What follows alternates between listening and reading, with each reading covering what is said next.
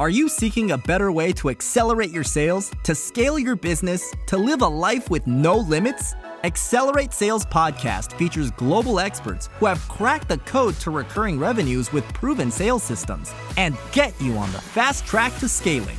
Now let's accelerate your sales with today's episode. Hi, I'm Paul Higgins and welcome to the Accelerate Sales Podcast, episode number 456. Today, you're going to learn three key things. One is, when is it time to hire a manager? The second is, what systems do they need to help them, you, and the team? And the third thing is, what scorecards, and most importantly, when to review those scorecards. First time listener, and you love what you hear, please subscribe and welcome. It's great to have you here. We really help cloud consultants to scale. So if you're a cloud consultant, you're in the right place. And if you're a regular, why don't you send me an email at paul@paulhigginsmentoring.com to tell me what topics you would love me to cover in the future, or maybe you've got a guest that you would like me to interview. Could even be you.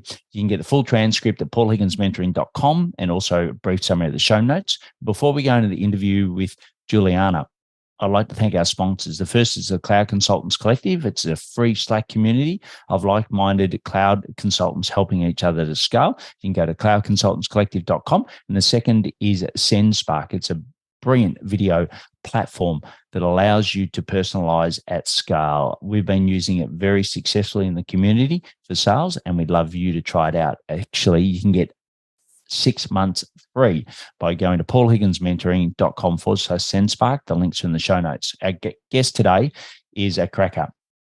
She's a business operations expert, speaker, and founder of ScaleTime. With over 20 years of experience across Wall Street, the nonprofit sector, tech startups, and family-owned businesses, she now serves over 400 plus digital agencies. So they're all service-based. So even if you're not a digital agency, you're going to learn a lot from today's podcast. She's been featured on Forbes Entrepreneur. She helps up-level businesses into lean, mean, profitable machines.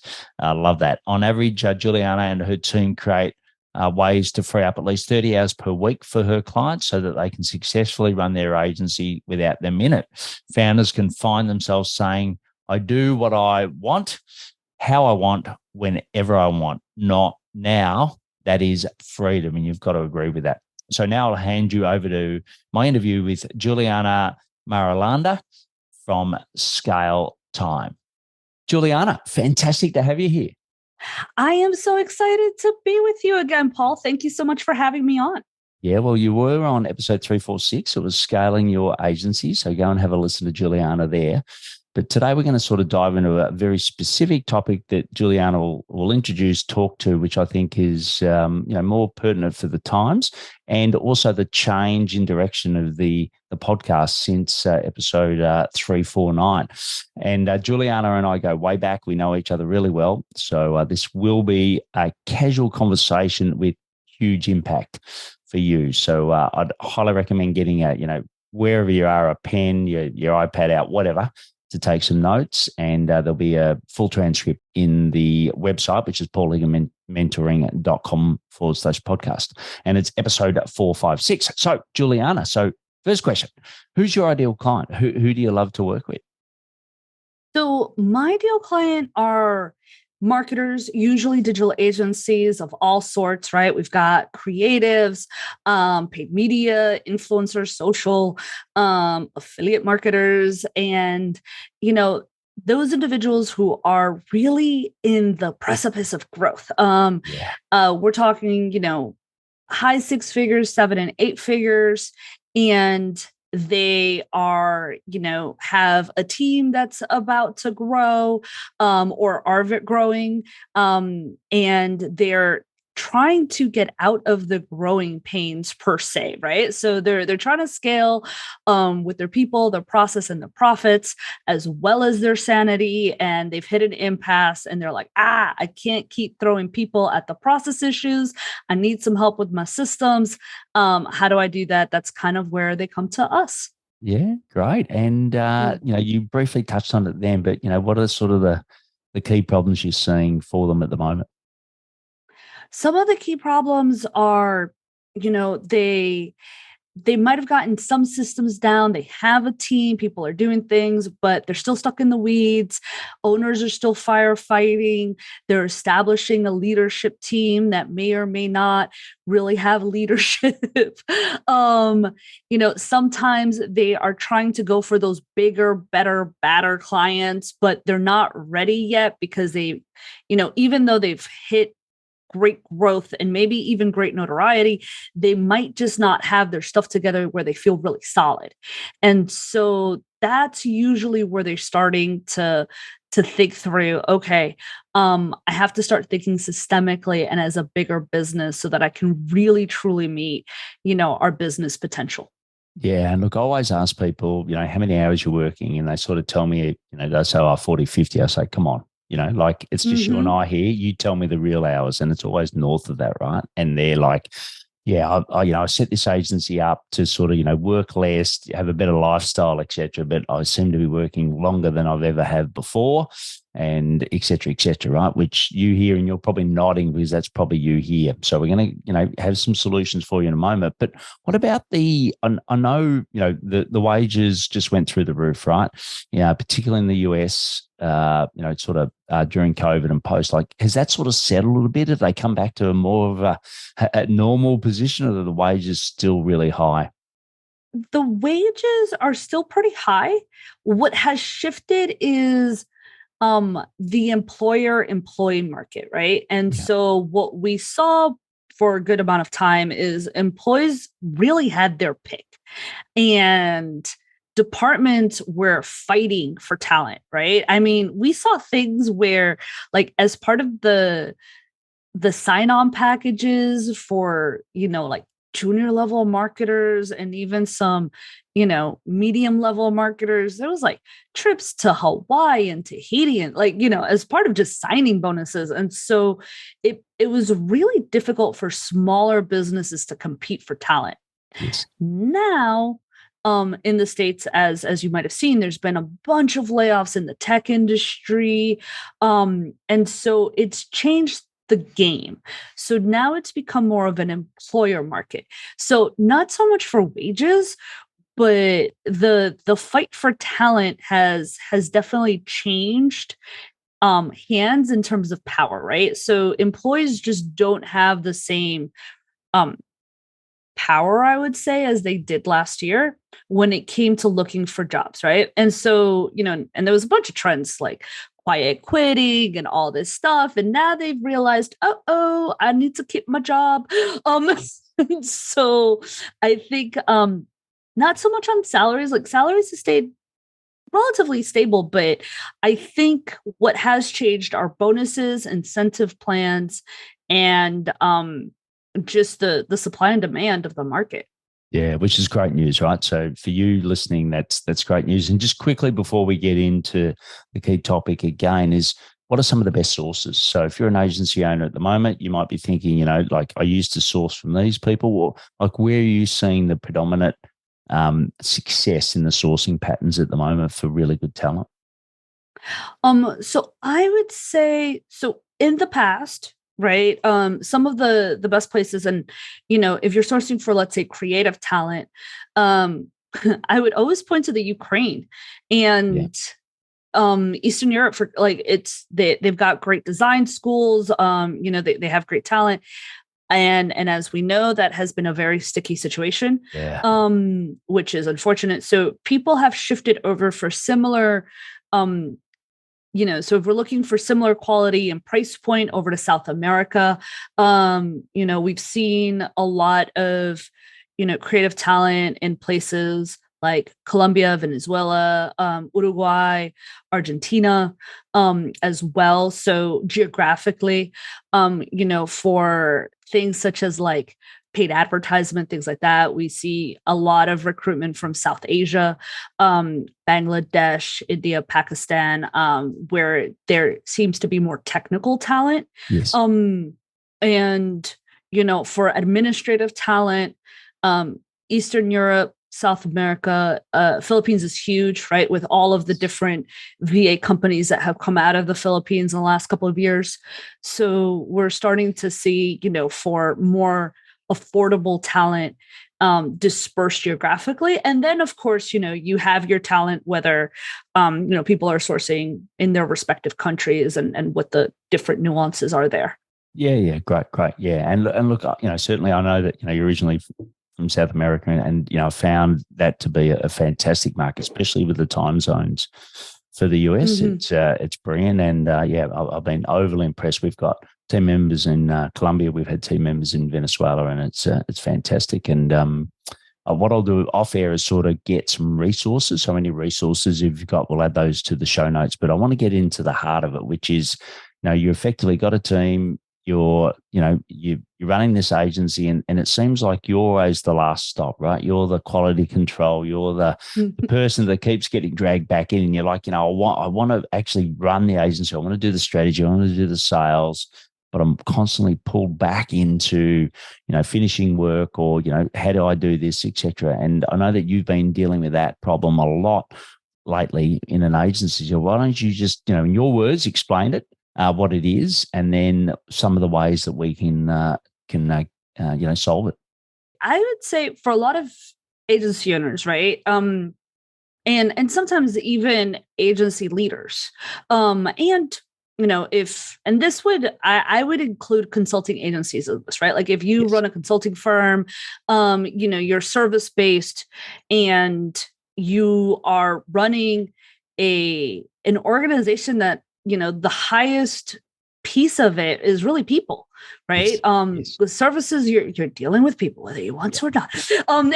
So it's the whole idea of like getting dragged back into the weeds, I would say, right? So I think there's a couple of statements, that owners, we say, it was like, I'm stuck in the weeds again, right? Or I have to put out another fire. Or the other one is like, isn't this supposed to be common sense?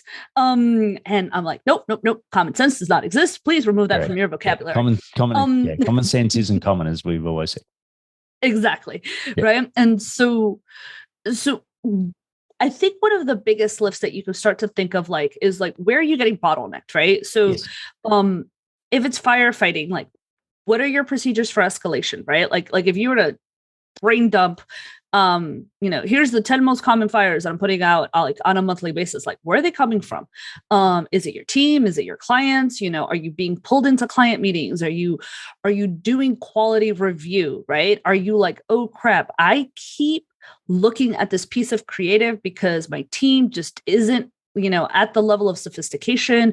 I'm playing creative director, even though that may not be my job title. Like, what job titles have you all of a sudden put on that you're like, that's not where I should be spending my time, energy, or efforts, because I need to be growing the business, right? Like I need to be doing, things that are strategic.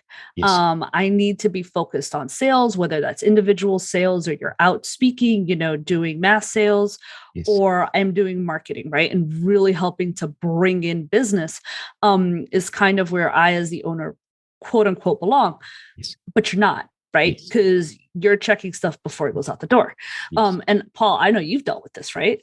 Yeah. Yourself, Still am. And with, and with your clients. So, so I would point to a lot of the times I've spoken about systems for your team, but I think for your audience, Paul, your people, right? Like I'm assuming if you're listening to this, you have some level of team in place, right? And they're doing a decent enough job that they're still doing it. Yes. So that's kind of where we're at. So now it's like, okay, do you have managers to manage the team? Because a lot of your time is being sucked into what we call management, right? Whether that's managing quality, managing people, managing production, managing accounts. Like, where are you spending most of your time managing? And that's where I would start to think about, if you look at the bulk of it, right? Like, where are you stuck managing? And so if you can think through that from an information standpoint, right? You're like, okay, well, the bulk of it is being spent on, client meetings. It's like, okay, well, now we need an account manager, and you may or may not have one, right? So you might say, okay, well, I don't have an account manager. Okay, well, this is time, to look at the books and see whether or not you can afford one, because chances are you need one. Yes. If you're stuck managing production, it's like, is it kind of making sure that deliverables are being met? Do you need a project manager? Do you have a project manager, but the quality isn't there? Like, do we need someone to be trained up on quality review? Like, what does that look like? So I think identification of like what type of managers you need is step one. Yeah. Right. Yep. Great. And for I know that I normally recommend people say, look, your ideal org chart, put it down, and then you put dollar values, right? So at X amount of revenue or X amount of profit, however you want to run the business, you would then trigger an event, i.e. trigger a hire. How do you go about when's the best time to put these managers on? I would take a look at, it's interesting because people often talk about like, when do we hire? We can actually predict when to hire, right? If we have some numbers. So I 100% agree with you. Like, put together an org chart, put some numbers to it. And I don't care if this org chart is like the most beautiful thing on earth or if it's on a napkin. Like, Correct. draw that thing out on a napkin, right? Yes. Circle where you're most, where you've got the most people, and then say, okay, like now I need someone to manage these people. Yeah. And what sort of ratios do you normally work with in an agency world? Like, like I know back when I was in Coca-Cola, it was sort of like a 1-8, 1-10 from a leader to a manager, or a leader to team size. What do you see sort of in the agency space? I would agree with that with team size, but also like if you are doing account management, you're also looking at about if you have good systems, and that's going to be the second thing, like for your managers, you can stretch it out a little bit more. So with account managers, you're like, 1-10. It also depends on the level of accounts that you have, right? So like if you're doing high volume, and you don't have a lot of touch points, like one account manager, especially if it's really high volume, can handle like, 35 to 40 accounts if it's really high volume. Now, if it's low volume, high touch, we're usually looking at about, 12 to 15 clients, if we have good systems in place, right? If they're if they're really struggling at 8, I would consider taking a look at the types of, systems that we have in place so you can increase the capacity of your account managers. Yeah. And like you said, the second point was systems. Tell us a little bit about systems, because I know it's a bit like the word strategy, right? Everyone's got a completely different interpretation or definition of it. But what's your definition of a system? And and tell us more about that. Yeah. So I would say, so once you've identified the type of manager that you need, right? So is it production? Is it project management? Is it account management? Do you need an ops manager? So then I would start to think through, okay, what is the system? So when I think about a system, I think about sort of these 5 spokes to this system node, if I'm going to be very geeky about it. And so because it's not just the tool that you're using, right? Sometimes when people think about systems, they're thinking about they're thinking about SaaS or technology or automation, right? And I think that's a great piece of it, because that's going to give you transparency. That's going to give you a place for communication, visibility. So definitely it's a good place to start, but that's not the only thing, right? Because sometimes I'm like, well, you've got this tool, right? And let's say it's a CRM tool for your sales team, or let's say it is a project management tool. It's like, are your people using it? Are they using it effectively? Do you have 100% participation? Right? Like then we get into all those calls, which I think we talked about last time. But for me, it's like, okay, you have a tool. Do you have workflows in that tool? Like, is that tool now trackable? Because sometimes you're like, yeah, we have a process. Okay, cool. Who owns it? Right? Oh, it's in this person's head. Okay, cool. Is it in the tool? Right? Like, can we track it? And then, we'll start to get in mixed answers. So we have a tool, we've got workflows, right, that we can actually track that are documented in a tool. Yeah. Do we have assets, repeatable assets to support this? Yes. Right. Like that's that's the other piece, right? So you're like, oh, we're reinventing the wheel. We're doing decks. If you have a content strategy, your content calendars, like, do we have these pieces that are repeatable that your team can reuse with different clients? Now, when I say repeatable, I'm not saying 100% cookie cutter, repeatable. There's always going to be a level of customization. So 80-20, is it 80% repeatable? And then 20%, can you add your magic, your creativity, your ooh la la genius to it, right? Like, can we do that? So that's the third. Then is there training? Yes. Right? Because a lot of times people are like, oh, we have SOPs, we have procedures. We may or may not have documents. We may or may not have things that we can track, but like, do you have training enough to know whether someone can do this and perform well, right? Is there comprehension? So that's the fourth piece to the system. And training is really important. I won't belabor the point, but it increases your productivity and your production by 25%. So a lot of us are like, we don't have time, but to create that level of productivity is going to increase your profits, and it's going to allow you to have a way more efficient and effective team. Yes. The last piece to the system is metrics. Yes. Are you measuring the system? Because what gets measured gets managed. And a lot of the times when you're being pulled back into the weeds, right, is because either we don't have someone to manage, these teams and the processes that go along with the job responsibilities of these teams. And if we do have them, they're just not being effective because we're not setting them up to manage without things that are measurable. Yes. Yeah, spot on. And look, I think, they're great. So there was tools, workflows, assets, training, and metrics. And just quickly on the training, I think there's, I, we, you is something that I use all the time, which is, you do it together, and then you get them to train you. And, there's so many gaps that you see because you're right. You're busy, you're putting out fires, you got lots on your plate, and you just want to quickly tick the box that, okay, we've trained that person, move on, right? And then it comes back and bites you, etc. And then, it's the old thing, like the better the input, the better the output. So, I think that that method alone, if you take that in the training component, is really important. So we've talked about getting the right people, getting the managers in place. We've talked about the next one is the systems, and you've talked about, I love how you've broken that down into the 5 spokes. What's the third thing?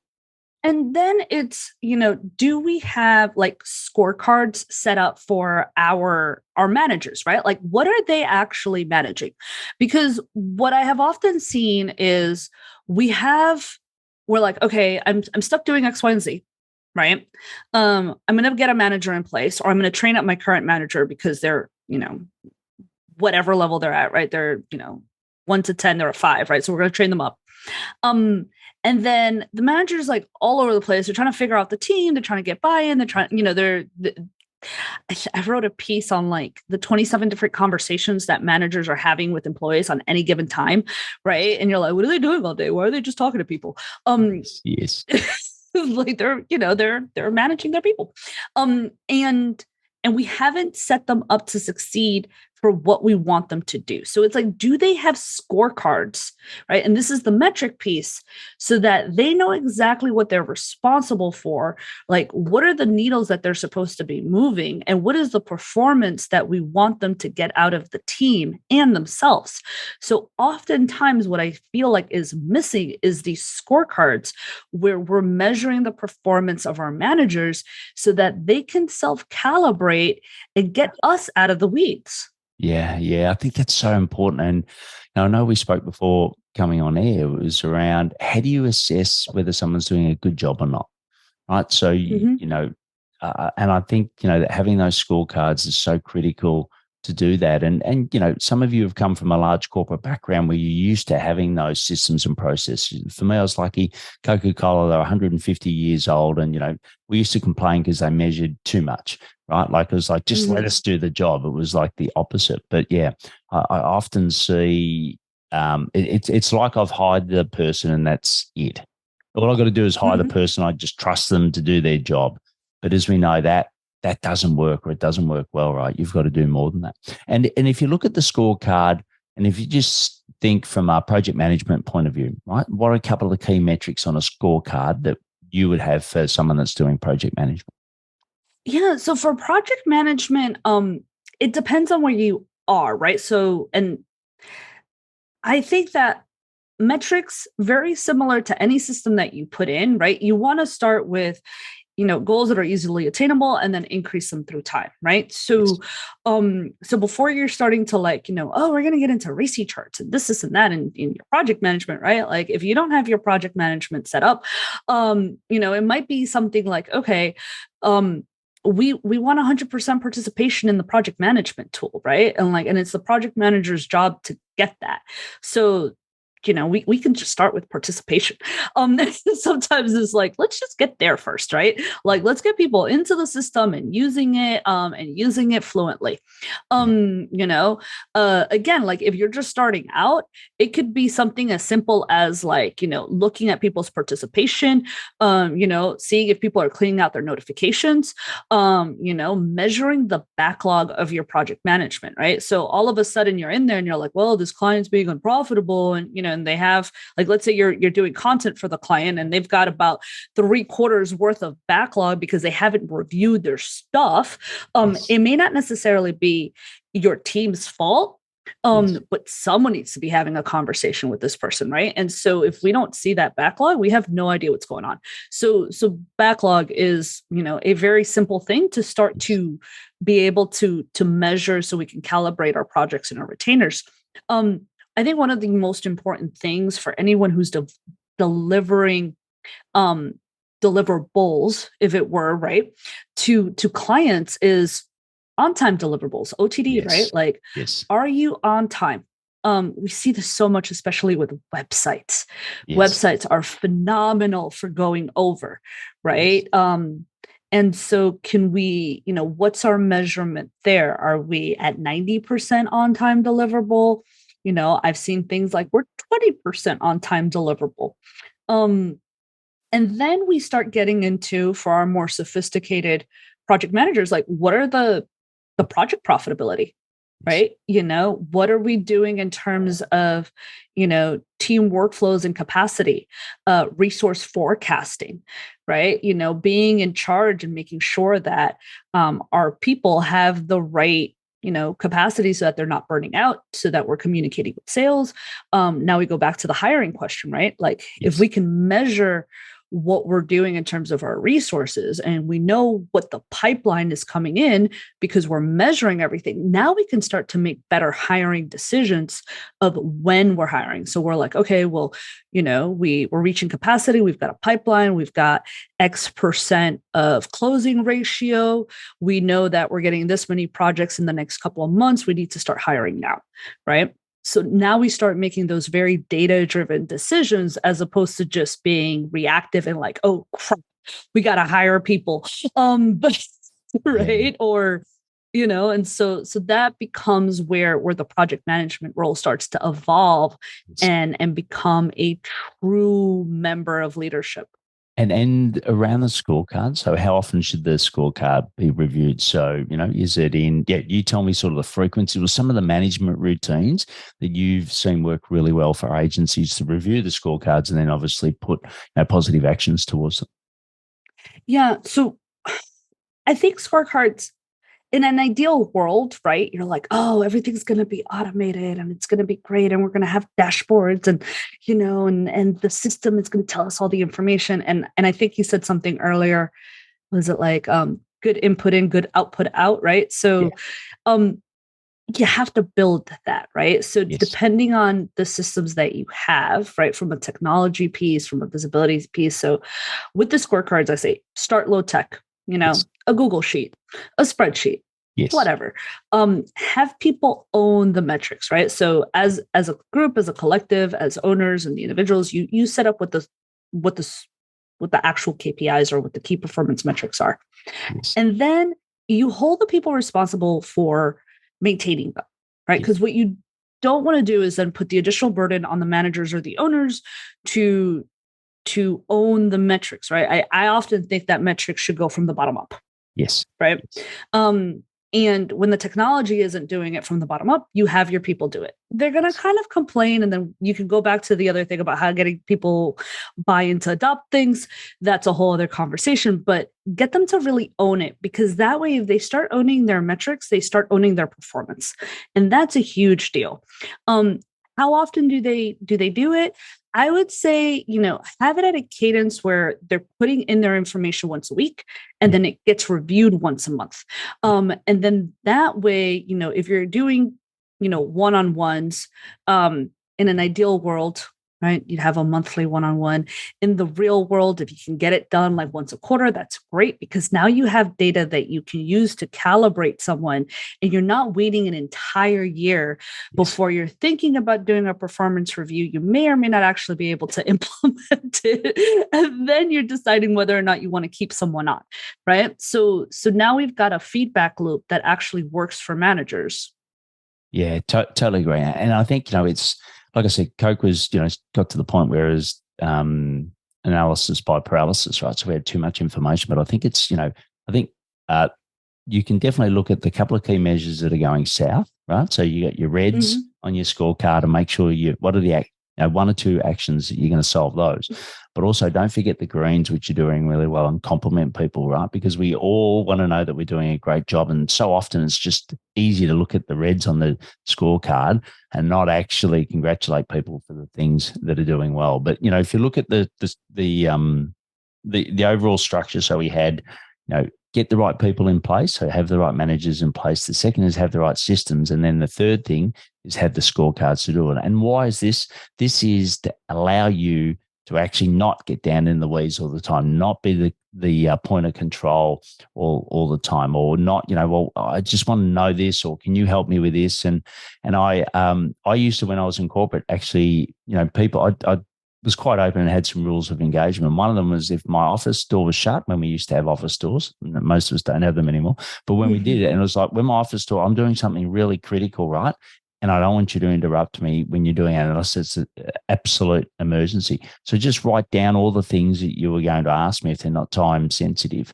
And then when we meet once a week, or when we whatever, you've got a catalog there of all the things you want to go through, right? So it's little simple things like that, and you having rules with your team and guidelines with your team that allow you to not be stuck in the weeds, but using Juliana's system, it allows you to actually build the competency of your team. And the last thing I'll say here is that, you don't have to be brilliant at doing this yourself.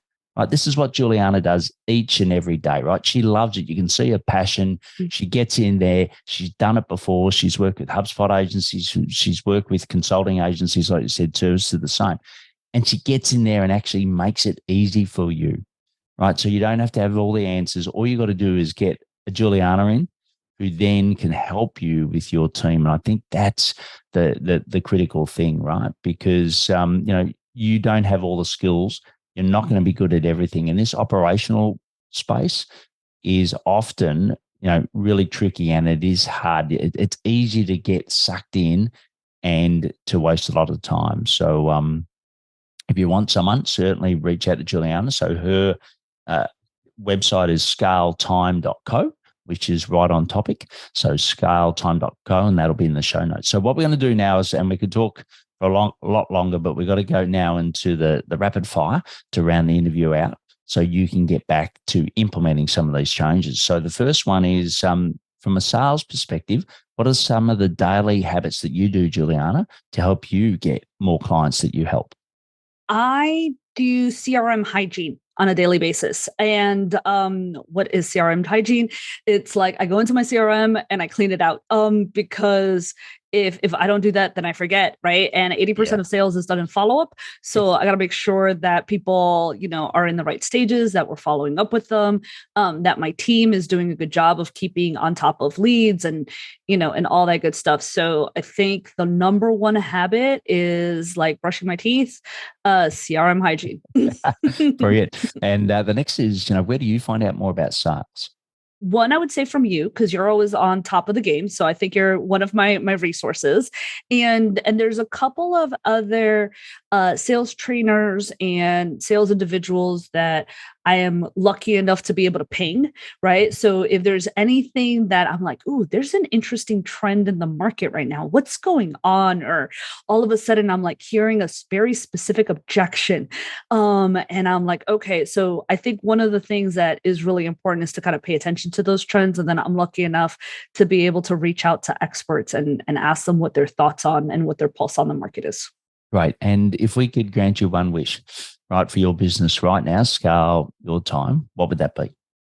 One wish to scale my time. I think right now we are actually growing our success champions. So if I could just, be able to get 3 to 5 success champions, and if I could magically have them appear, that would be my wish. I think that would be it. Yes.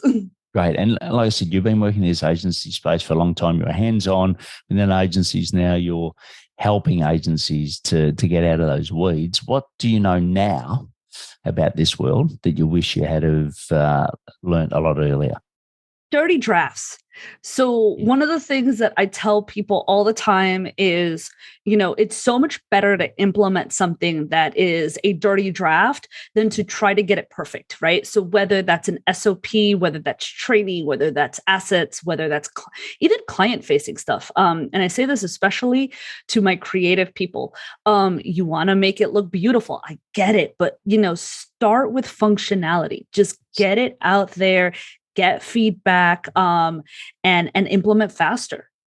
Yeah, I think that's brilliant. Absolutely brilliant. Well, as I said, you can get all the resources from Juliana at ScaleTime.co. We'll have all the links in the show notes. But thanks for coming back, being a repeat guest. You can go check out 349, which is probably more holistic on scaling an agency. But I think this has been brilliant because it really addresses a key problem that I see each and every day, which is people constantly getting drawn back. And ultimately, let's say if you're working 50 hours a week, right, they don't expand. So it's the quality of time where you spend it and what you spend it on is going to make the difference between you having a brilliant lifestyle and your family, absolutely loving it versus being stuck and not. So, please reach out to Juliana. And Juliana, as always, brilliant to have you on the podcast. It's always a pleasure to be here. Thank you so much, Paul. Great. Thanks. Bye. Love that interview with Juliana, and she was on episode 349, as I said. So go back and check that one as well if you love this one. But just love the way that she helps you get out of the weeds, right? With the managers, the systems, and also the scorecards. Why don't you share a link what you've learned with her on LinkedIn?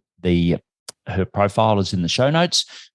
Also, you can get a full transcript at paulhigginsmentoring.com, and there's a brief show notes here, like a summary. And also you can get all the links there. And, why don't you let others know? So, agency owners, other people are running service-based businesses. They may be stuck in the weeds and really want some help. So why don't you share this with them? They'll love you for it. They'll think you're a rock star. Check out our solo shows. If you're scaling your cloud consulting business and want to know the blueprint to success so you can see where you're at and most importantly, fill the gaps, just go to paulhigginsmentoring.com/blueprint to get your free copy today. And as always, please take action to accelerate your sales. I'm fired up after today's episode. What about you? But hey, before you go, learning is just one piece of the puzzle. Now it's time to put today's strategy into action. Head over now to today's show page at paulhigginsmentoring.com/podcast and share how you'll put it into action. Be sure to head over to your favorite podcast platform and subscribe, rate, and review the show. Tell me what your favorite episode is. And don't wait 1 minute more to gain access to your pulse check at paulhigginsmentoring.com. This could be the difference between struggling to get more leads and making this next quarter your best one yet.